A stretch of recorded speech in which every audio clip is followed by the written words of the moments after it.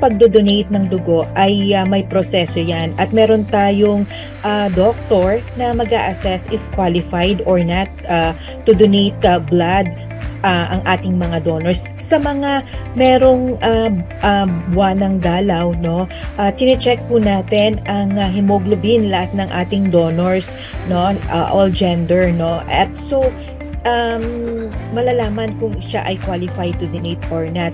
Sa mga meron namang recent tattoos, not more than 6 months pa, so temporarily deferred po yan. Hindi naman siya outright na hindi na pwedeng mag-donate.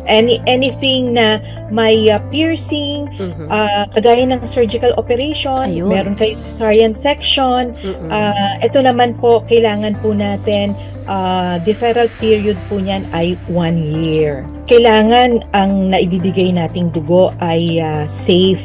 So lahat ng inyong blood donations ay isinasailalim natin, screening yan for the different infections na makukuha natin through blood transfusions. Infections like HIV, hepatitis B, hepatitis C, malaria, and syphilis. Ngayon, ang isang donor, kapag may mga recent infection, nandun siya sa window period. Ano ba yung window period? Ito yung time of infection up to the time of detection ng infection sa dugo. Kaya meron tayong tinatawag na deferral period. Tumayo, sumigaw,